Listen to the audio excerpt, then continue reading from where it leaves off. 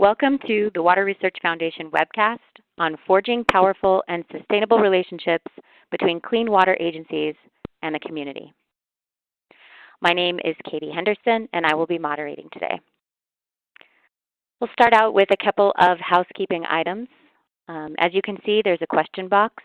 You are free to submit questions at any time throughout this entire webcast.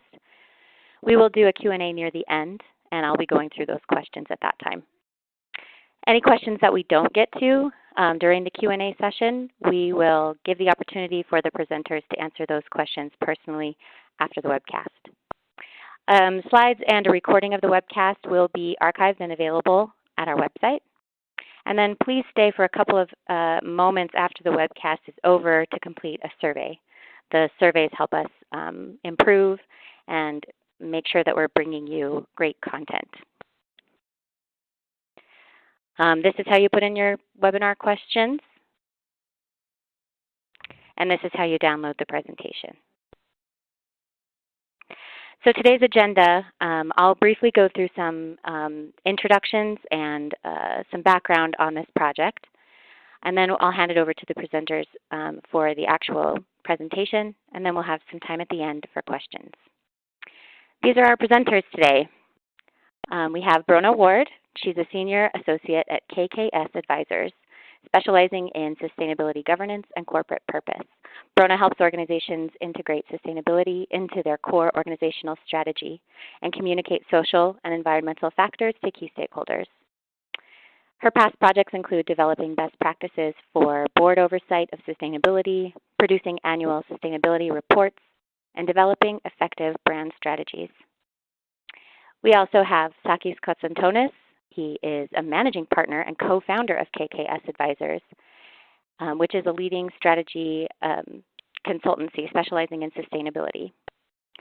Sakis is an expert on environmental, social, and governance data and has developed data-driven methodologies for investors, companies, and NGOs to capture sustainability impacts.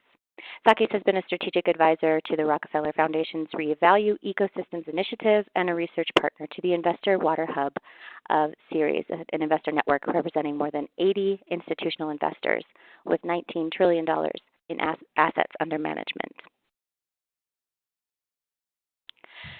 So a brief background on this topic. It's widely accepted that public engagement and outreach is a vital practice for water utilities. Past research at the Foundation and with other organizations has tended to focus on messaging and communication for a single issue or a single challenge. There's limited research on expanding community engagement to connect with community values, emphasizing the why behind an agency's actions and communicate the value of the agency's services.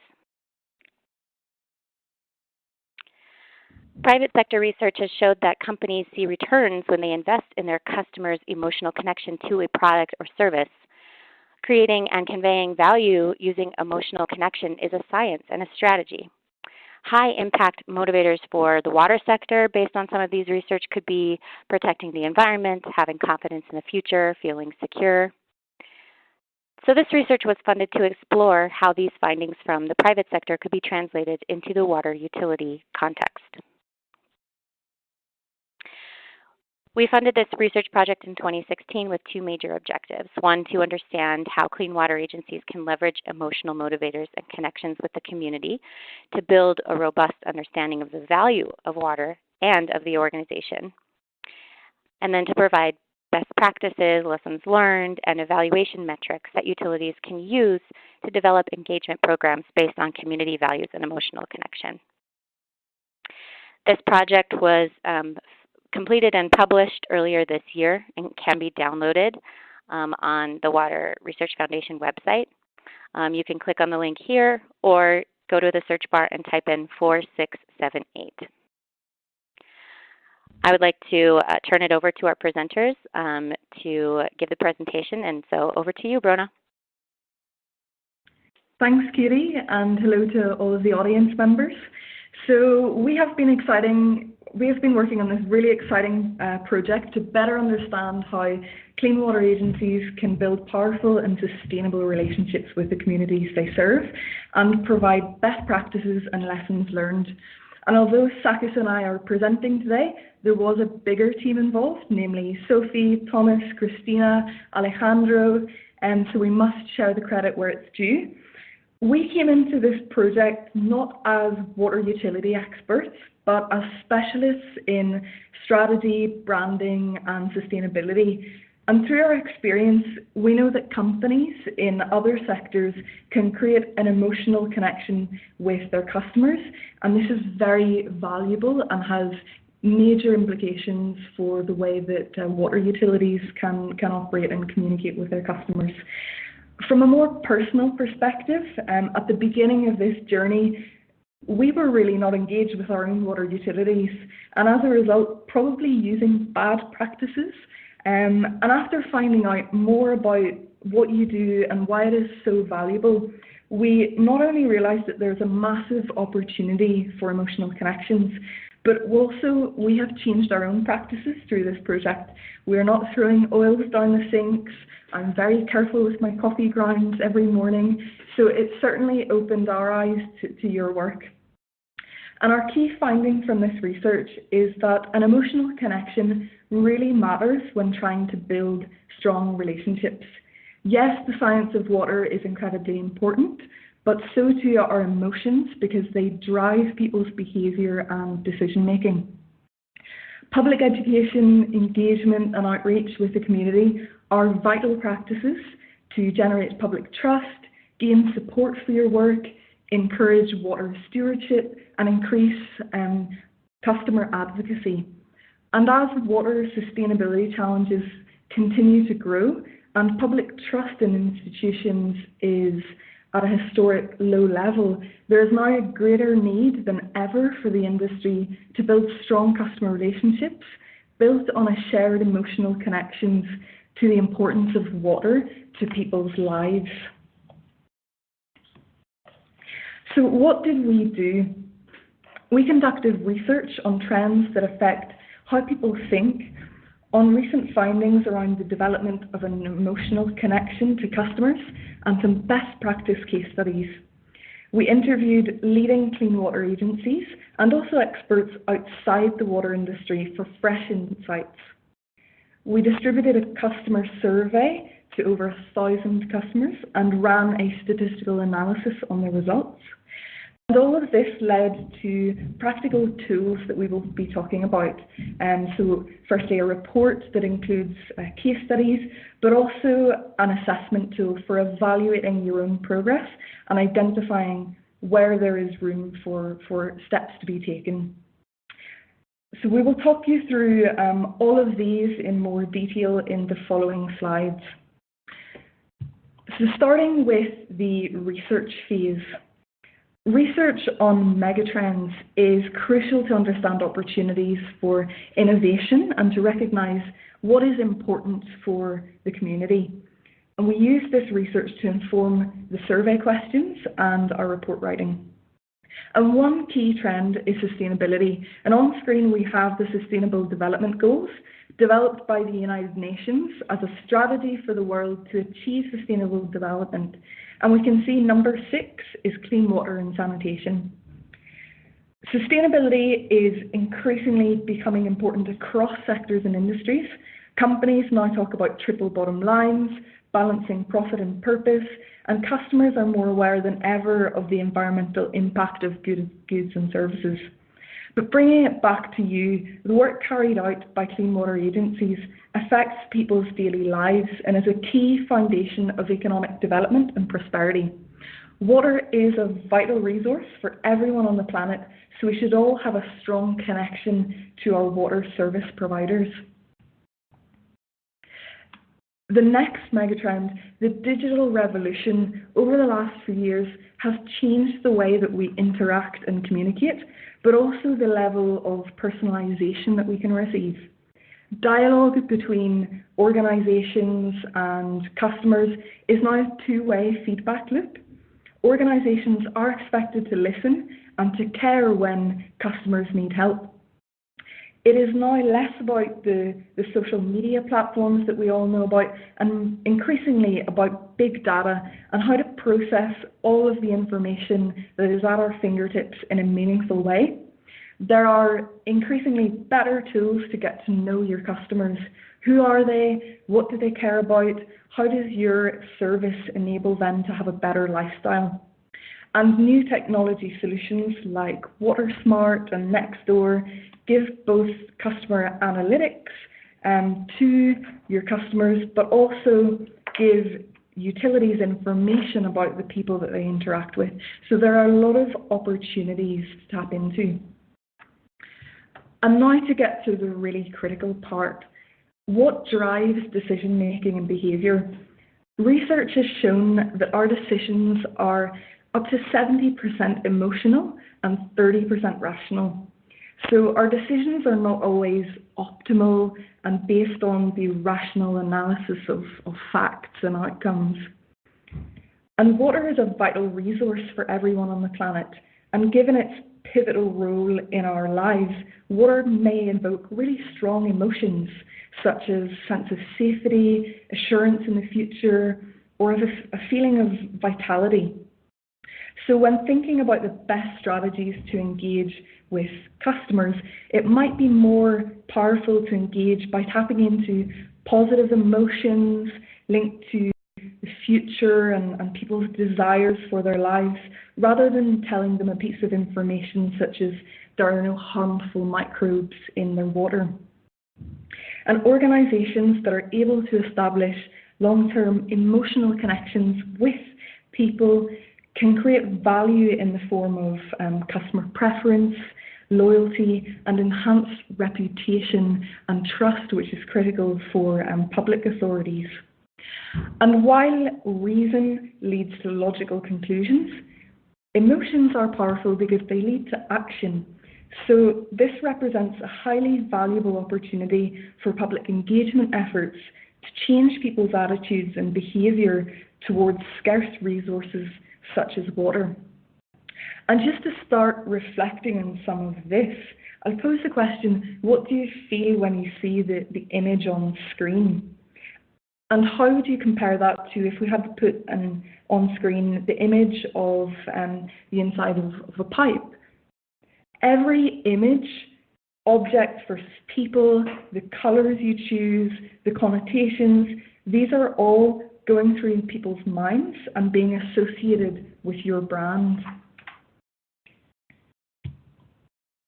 So moving on to the research on emotions. Creating emotional connections has been found to be key to engaging customers. In the corporate world, leading businesses have been able to build a competitive advantage from focusing on the powerful role of emotions. And research from Harvard Business Review that Katie mentioned at the beginning of the webinar exemplifies the valuable outcomes that can be derived from having emotionally connected customers. For example, the research calculates that connected customers generate 52% more annual value than satisfied customers. So deeper emotional connections are an important source of growth and profitability, being a driver of value-creating behaviours like customer loyalty, greater brand advocacy, and achieving a price premium in the private sector. And researchers have taken it a step further and identified certain high-impact emotional motivators that resonate to most people. So from hundreds of emotional motivators, they narrowed it down to the 10 you see on screen as the ones that significantly affect customer value. For example, having confidence in the future, feeling secure, feeling a sense of belonging, or protecting the environment. And although this research has been in the private sector, we believe that emotions can be applied to any context where organisations seek to change behaviour. So creating sustainable relationships with customers is not the same for each sector in terms of the goal, the difficulty, and the desired outcome. So for instance, in the private sector, and if we pick consumer goods, the goal is to drive choice and loyalty, and companies need to do it because there are low change barriers and strong competition. Companies in that sector should focus on product, price, and marketing. And if we pick services as another example, the main goal is to create trust. Services could be a bank or an airline or an insurance firm, so there are certainly high stakes with those services. And now if we pick the public sector and specifically utilities, some of the main goals are to create trust and make people care. And we will come back later to the benefits of achieving high levels of trust. And this is really critical because people can't change suppliers quite often, but what is valuable is creating a cushion of goodwill for times of crisis. Now, understanding that emotions are a big part of what would make a communications outreach successful, we were looking for case studies on various utilities that have been successful. And the objective wasn't to focus on the technical aspect of communicating how you treat water, but more to understand why the engagement with customers was successful. Was it the content, the messaging, aligning with the interests of the community, or how they make people feel? And these case studies are available in the long report, but just to dive into some of the very interesting ones. So firstly, Alexandria Renew made water fun. So they wanted to reach out to a younger audience and educate school children about the water cleaning process and the value of water. They decided to go for a colourful human-like hero, enthused by her passion for protecting clean water, and an approach that provided kids with a personal role model that they could look up to and learn from. So they had Alex Renew's water cleaning, nitrogen eating hero called Moxie, who travels to different water events around schools in the region. She informs kids in a really engaging manner through drawing upon the fun elements of science, technology, engineering, art and math. And Moxie's monthly story hour is hosted in the utilities educational lobby. And it's just another way for kids to learn from a very early age about the value of water and the work of Alex Renew. And that really builds the early foundations of an emotional connection to the value of water. Next, DC Water made people feel involved. So back in 2009, when the new CEO came in to what was then called DC Water and Sewer Authority, also known as DC WASA, they realised that many customers didn't know the full value and the essential services that they provide to people's home. So the CEO decided to invest in better communication with customers to create understanding and support for the essential work carried out by the agency and its employees, as well as the need for infrastructure modernisation, which is a challenge that many of you might be familiar with. So alongside a rebranding to a more simple name, DC Water, the agency also adopted a communication strategy based on transparency and constant dialogue. They launched a new website showing customers the latest news, service notices, scheduled events and blog posts. And DC Water fully embraced social media to extend their reach and interaction with customers on Instagram, Facebook, YouTube, Twitter and other channels. And in 2018, they hosted the grand opening of a major water structure, the Anacostia Tunnel. And to make sure that everyone could be part of this unveiling, they used Facebook Live to stream the event. So they had lots of people joining in live to see this big event, and it was very participatory and lots of people joined in. Finally, Clean Water Services are an organisation that tapped into local pride. So in a region with an abundance of craft brewers, they identified that many locals feel a sense of pride in local breweries and beer products, and they embarked on an ambitious project to brew their own beer out of purified, reused water in partnership with numerous other local organisations. They organise craft brewing competitions with sponsors in the local area, hoping to connect with people on something that they already valued.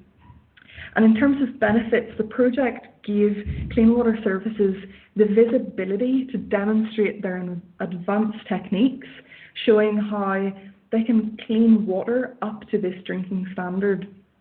And at the same time, a key benefit was that the partner organisations also promoted the initiative and gave additional credibility.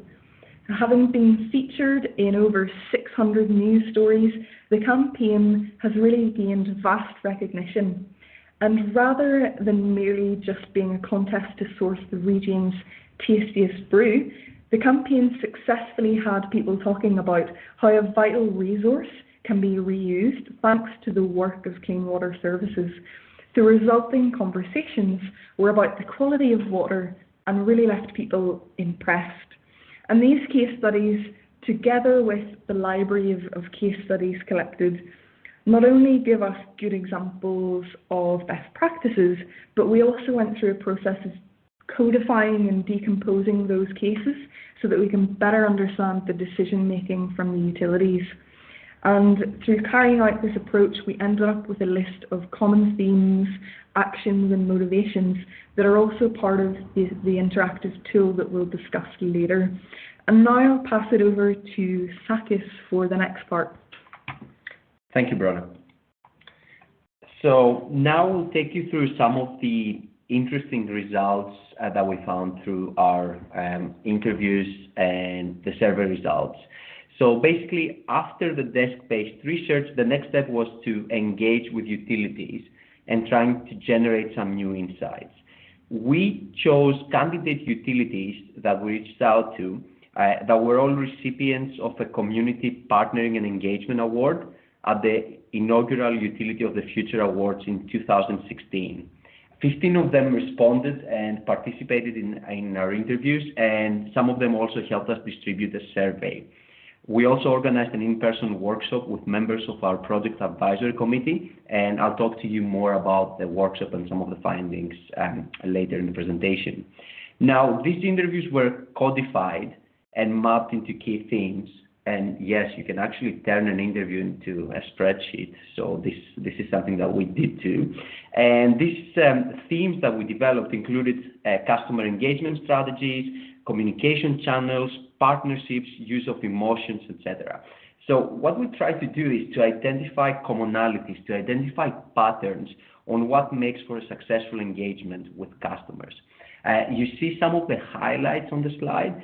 So some of the key findings were that, first of all, only 13% of the utilities interviewed had a strategic approach to integrating emotions.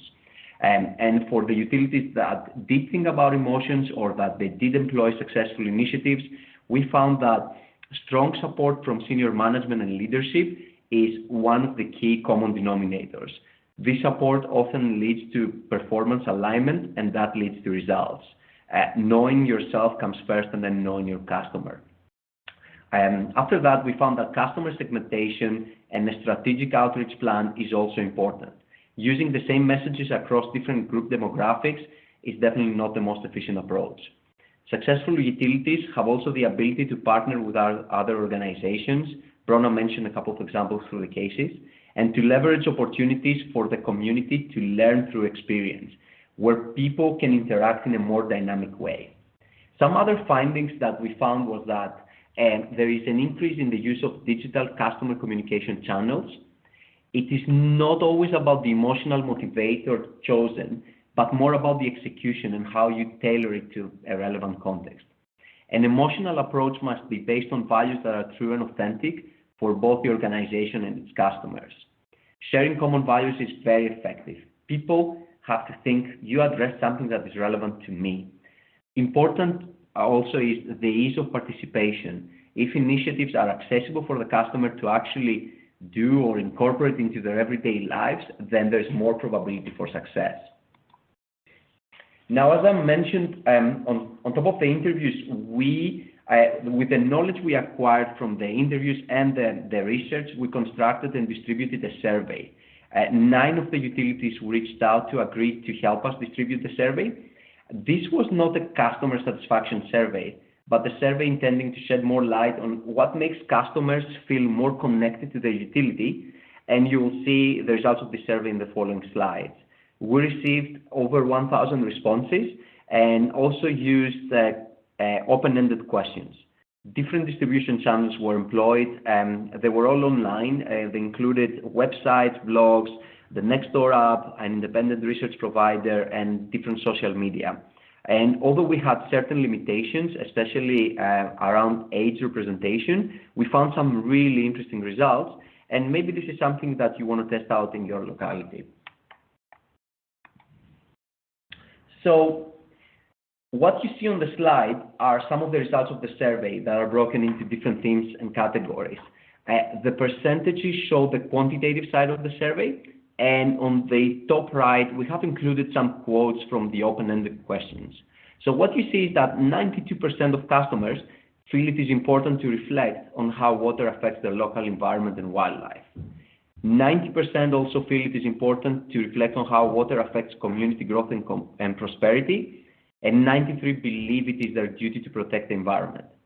So there are lots of opportunities to connect with customers through emotional motivators like protecting the environment, and that goes back to the list that we presented earlier on around emotional motivators.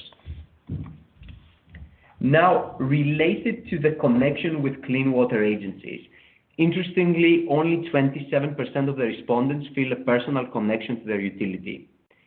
At the same time, there is an opportunity. Just 15% only want to hear from the utility when it is absolutely necessary, which basically means the rest will be receptive to more interaction. And 33% believe that their utility makes best use of the communication channels that are currently available. So again, there is room for improvement. We also tested different scenarios to see how people felt under certain circumstances. For example, when thinking about bills, 86% of the respondents feel that knowing about potential changes in advance would make them feel more positive about what is to come. The same number of people feel that receiving scientific information will make them feel reassured. Now there's a balancing act there, because at the same time, we need to acknowledge that any such information should be given in a way that they can digest. As you can see and potentially read on the right-hand side, one of the customers said that they are searching information online because they don't understand the brochures distributed by their clean water agency. Now, in the case of that the utility is investing in new infrastructure, we found that 84% of the respondents feel more included if the community has been consulted in some way, even if they were not directly consulted. If a utility is starting a new community outreach campaign, the majority of the respondents prefer informative campaigns over funny ones. So there seems to be an appetite for the community to learn more about the exciting work that you do. Now, something that we were very excited about is we wanted to take the survey result a step further and answer a really important question. Where can I get the most impact in my outreach efforts? If we had unlimited resources and potentially limited money, we could try everything, find out what works best, and do that, but this is never the case. So we understand that you work also with limited resources. So we were trying to find a way to actually predict or model what will bring you the most impact, and basically answer the question, can you actually model that? And the answer is, maybe you can. So what we did is we used the number of people that felt connected to the utility, that's 27% from the survey results, and ran a statistical analysis to see if there are any predictors based on the other questions we asked. So in other words, what are the key elements that affect the likelihood of customers to feel personally connected to their local utility? So I'm not going to bore you with ordinary logistic regressions and how we did dependent and independent variables, but what we did is we actually eliminated a set of questions that were closely related to each other and kept only the questions that we felt that are completely independent and can answer this question. And you see some of the results on this slide. So basically, out of all the questions we tested, the highest impact comes from awareness of the utilities work. And this might sound very intuitive, but if people don't know exactly what you do and how difficult it is, and how valuable it is what you do, they definitely will not feel connected. So we found that customers that do know about your work, they're 2.3 times more likely to feel a personal connection. Other findings were that outreach that connects with community values will result in 2 times more likely connected customers. Involvement in the consultation process results in 1.3 times more likely connected customers, and involvement in community life and explaining the purpose and importance of utilities work, again, 1.2 times more likely to have connected customers. So these findings we feel are very important in terms of prioritizing activities. You might find a different list of predictors if you run the same analysis with your data and demographics, but what we want to show you is evidence that certain actions will have a more significant effect in triggering a feeling of personal connection between your customers and the Clean Water Agency. And remember that in order to create awareness, this means engaging with people's emotions. Bombarding with facts, statistics, and industry terminology probably will not resonate with many people if you do not also engage with the emotional side. You can take a fact and combine it with an emotional message to say, here's the work we're doing, here's why this is relevant to your life. And some utilities have started to frame the message of water being the essential foundation of community life and prosperity. So why act? Why actually do all that? I think this is also an important question that we're trying to answer through our research. Why go through the trouble of understanding which emotional connectors, and employing the right initiatives? We believe that in investing in building sustainable relationships with customers, you can achieve increased levels of trust in what you do and why you do it. You can create a cushion of goodwill in times of crisis. You can have increased customer advocacy. Basically, that means people talking positively about you and complaining less, and potentially have positive behavioral changes, as we discussed, knowing what not to throw down the sink, and it seems that Brona has found that out through the research. And ultimately, public support for new strategies, programs, rate changes, and investments. So I'm also sure that some of you might have even tried to model all of these in terms of the return on investment. So for example, how many less hours are spent in addressing customer complaints as a result of increasing trust, or the cost of savings from not having to deal with pipes blocked with fats, oil, and grease. And if you haven't, we would be really interested to do that with you. So what I will do now is I'll pass it back to Brona to speak about the tools that will help you take some of the actions that we have been talking about. So if your interest has been piqued by any of the discussion points today, we would encourage you to look at the resources that have been prepared. So the first is the report. This has a lot more information than we have been able to cover in this short webcast. And it's available, as Katie said at the beginning of the webcast, it's available on the Water Research Foundation website. And within the report, we have all of the statistical findings. We have quotes from many customers. We also have quotes from utilities that we interviewed, and those are really interesting. And we also include the findings from the research, which is very multidisciplinary. So there are a number of studies that have been conducted, both in the private sector, but also in the public sector, understanding what is the role of emotions, and particularly for water utilities. And to bring the results to life and give you something to trial within your organisation, we developed this self-assessment tool. And it works by allowing you to see the best practice recommendations and identify how advanced you are in each of those practices, and then take action. And that's ultimately what we would want to encourage, is everyone to go back to their organisations and consider how can we be applying the emotional lens to our outreach strategies. So the self-assessment tool was the result of the research and customer survey, but then we also had to make sense of all that information and organise it in a way that would be helpful and practical for utility.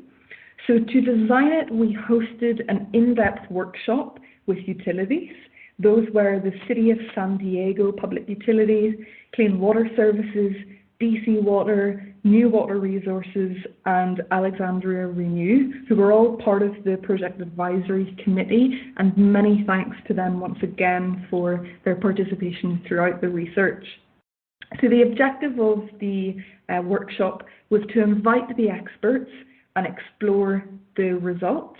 And based on this, we were suggesting 3 overarching categories of action. So one is knowledge of your own organisation. The second is knowledge of your stakeholders. And the third is seeking common ground and shared values with the local community. And through an intense whole day exercise of debating and prioritising issues under these categories, and of course using flip charts and post-its as we are consultants, we used the collective experience of the experts in the room to get an understanding of what actions utilities can take, and most importantly, what would be the journey for a utility, starting from having no initiatives to a mature state of leadership under all of those categories. So we took the findings of that workshop, added the information from the research and the survey and the case studies, and used all of this to create the self-assessment tool that's also on the Water Research Foundation website. And moving to the next slide, here is a screenshot of the tool. So how does it work? First, you read the explanation of what each level of maturity looks like under each of the themes. And those are the 3 themes that I've just mentioned, which were then refined into being, firstly, awareness of your own organisation and stakeholders, secondly, establishing common ground with your key stakeholder groups, and thirdly, engagement and communication to build relationships. So it's very simple. You just select the drop-down that best describes your organisation, and as a result, you can very quickly see your maturity level. It is colour-coded, so yellow means that you've taken initial steps, orange is intermediate progress, and green is advanced. Depending on where you're at, you'll be directed towards resources that can help you at your state. Either resources that are in the report, or it could be links to resources that you can access and read that might help you on your journey. And overall, for every single aspect of the framework, which is a total of 20 different best practices, you can see which ones you are doing well on and which ones you can improve. So we hope that it will help you prioritise your next steps, and then you can go back into the tool and document your progress over time. And I'll pass back to Sakis for a summary of the main takeaways.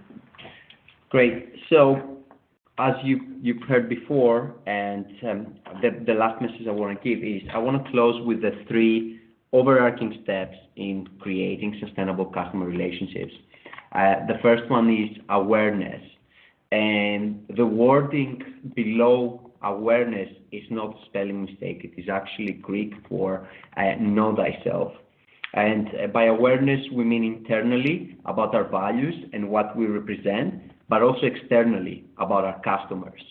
The next step is building this connection by understanding the shared interests, the values and purpose. So what Brona just mentioned as finding and establishing common ground. And these can vary by customer segment, and all this can potentially result in enhanced engagement and trust. This is an incremental process, and it takes time.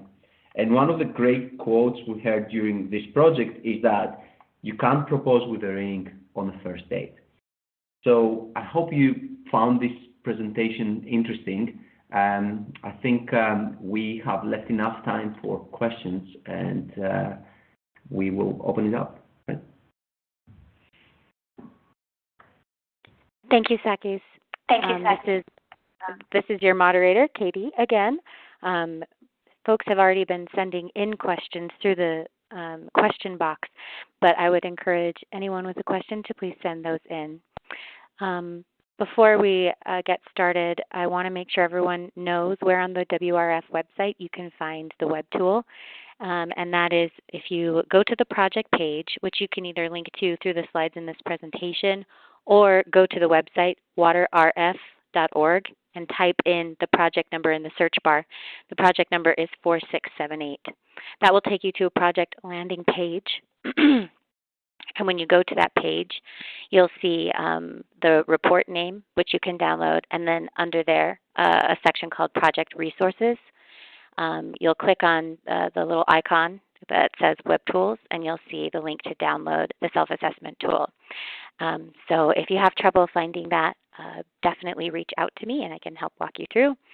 But definitely would encourage anyone to go download that self-assessment tool and report and start making your way through. So to start off the question and answer period, I want to start out with a basic question about what are some of the most common emotional factors that customers mentioned in the survey? Sure.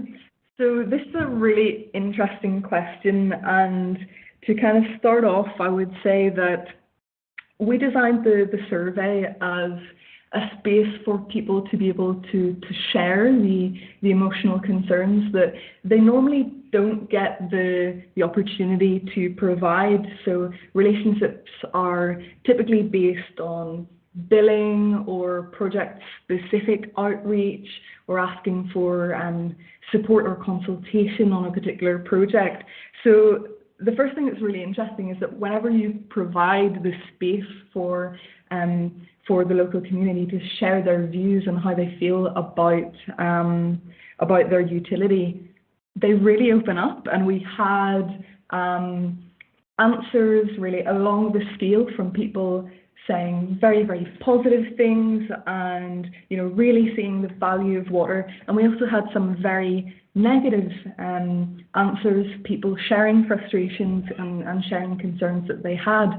But we were very grateful to have that full range and felt like we really got an honest answer from people. So in terms of the most common emotional factors that customers mentioned in the survey, one really common factor was the negative emotional reaction from just not knowing or understanding something, like what the utility does, how bills are calculated, or what the information that's in a leaflet or in an outreach note, what it means for them. And when we don't understand or know something, our natural tendency is to distance ourselves from that person or thing that we don't know or understand. We tend to then believe that we don't like the entity, or we project anger or complain because it's difficult. And that's why the first step in our framework is awareness. And we did have, I remember one customer in the survey, they said, you know, knowing what you do is nice, but first we need to know that you exist.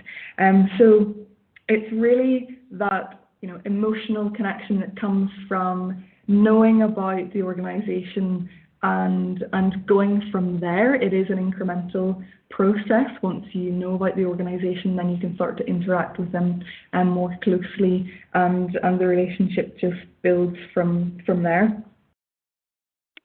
Thanks, Brona. My next question is related, and what is maybe Sakis can answer this. What are the most common mistakes that clean water agencies make when they're trying to connect with their customers? Oh, that's a good one. So mistakes, I wouldn't necessarily call them mistakes, but I would say one of the things that we've seen is the name of the organization is really important, and we have seen that a lot of the organizations are already changing, but the use of the word wastewater. So what do you actually think when you hear waste? Many people might think of something not valuable, right? Something that maybe it's dirty. So actually what you do is make clean water, which is positive. This is valuable, right? So you see kind of like even one word can make such a big difference in terms of framing what the organization does. And any words that invoke a feeling of maybe disgust or something negative, like the words, I don't know, pathogen, toilet tap, virus, microbial, these are all having negative connotations. So we think that there's a much better way to represent some of the work that's been done. There's use of images that actually dehumanize what you're doing. So, for example, I know that utility employees and engineers may spend a lot of time looking at pipes, drains, fixing things, but for many of the people, the customers out there, these are not the images that are, let's say, the most appealing. Some utilities have had a lot more success by showing the faces of local employees who are in the uniforms and they represent the organization and they're seen as the pride of the local community, or showing people interacting with water, doing sports, canoeing, enjoying nature. And at the end of the day, your employees are part of your community at the same time. And there is a competition for people's attention, and this is something that we shouldn't forget, that people get a lot of emails, they get a lot of mail, they get a lot of notifications, social media. So that means you as an organization can be losing out if others are just better at communicating, because there is a certain level of information people process on a daily basis, and you want that information, that those few seconds that somebody might devote in reading through something, to stand out. So don't underestimate this competition that is happening right now for people's attention. So these are some of the, let's say, the highlights that I would want to bring out with this question. Thanks, Akis.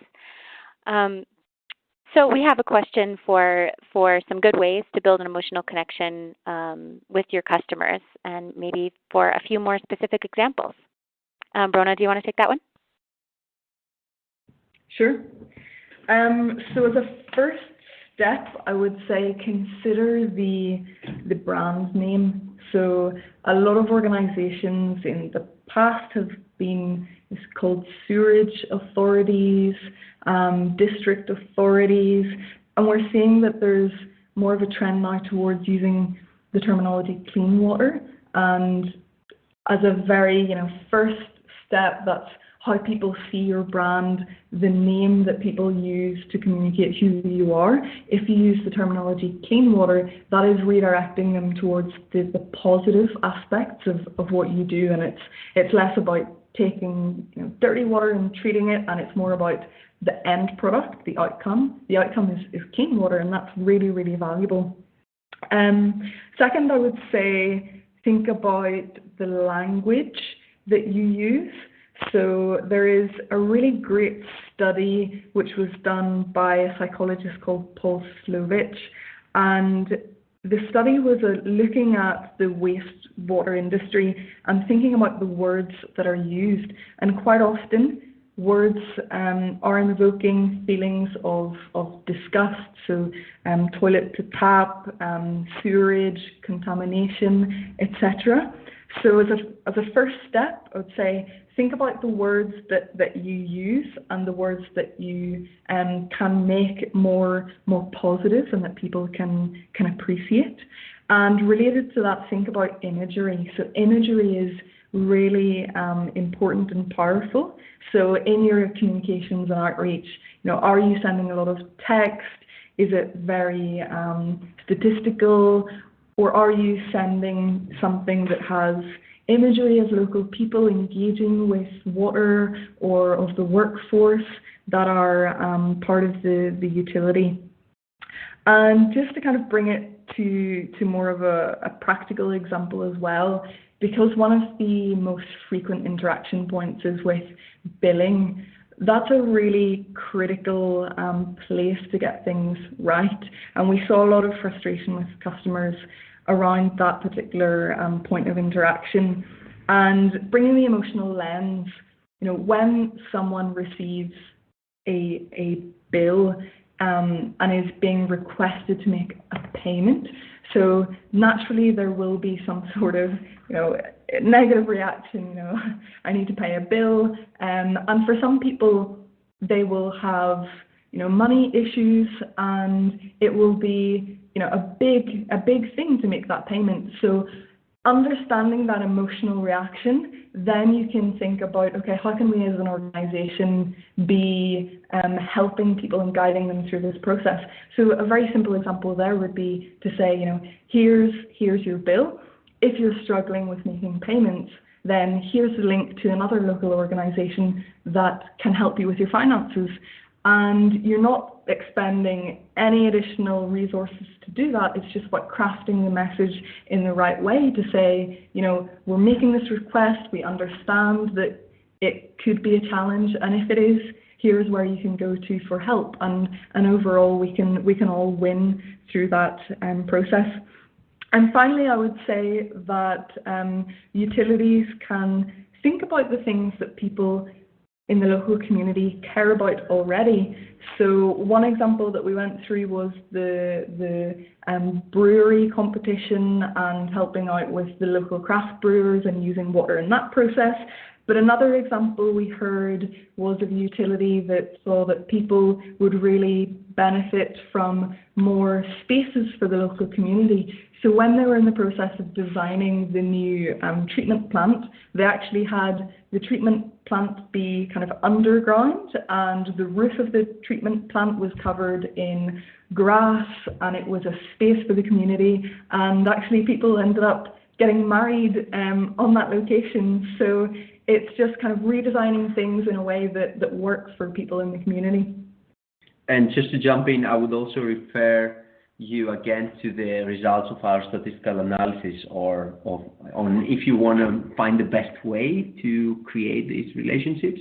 And that goes back to some of the points Brona made. After you have awareness, then it goes down to connecting with community values, involving local communities in consultation processes, and maybe being involved in community life. And there's some excellent examples throughout the report. Thanks, Takis, and thanks, Brona. There was an interesting question about in the self-assessment tool. How would your research quantify conditions where a utility may grade themselves highly with respect to self-awareness, management buy-in, with lower levels of customer awareness and less than desired conflicting survey feedback? That's an excellent question. So let me start by saying we don't have data from field, data from companies that have done the survey to get that view. And what I mean by that is, in the survey, in this self-assessment tool, we mapped best practices. So theoretically, if you are actually achieving best practices in all categories, you shouldn't be finding that your survey feedback is negative, right? So that would be my hypothesis, my thesis here. If that is the case, then some of these practices, either they're not best practices or the messaging is wrong.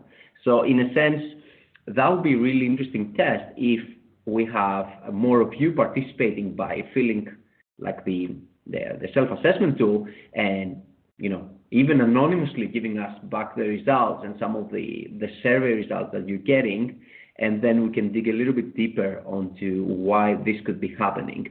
But right now, we haven't modeled exactly the scenario because we don't have that information. Ideally, if you do have best practice in all the categories, you should see that you actually get good survey results. Just to add to that as well, in terms of the awareness process, so part of that is internal and reflecting on the organization's mission. Is that clearly articulated internally? Is that communicated to all employees? Is that ultimately driving strategic initiatives? And in terms of knowing your customers, what we see is that the utilities are increasingly conducting research to know who are the people in the local community. So Can we segment different populations based on age, based on interest, based on locality? So just knowing the data and the information about who those people are, then you can start to tailor your messages in a way that might resonate better with them. Thank you. We have two somewhat related questions, so I'm going to combine them. But this study primarily explored the relationship between the Clean Water Agency and its direct customers. But of course, the Clean Water Agency has relationships outside of their customer base with stakeholders, and these two questions in particular are about potential upstream entities or individuals who are not customers of the utility but have impacts to, for example, the water quality of the watershed in general. Do you think that this research can help inform building those relationships as well? So I'm thinking, with agriculture and upstream entities.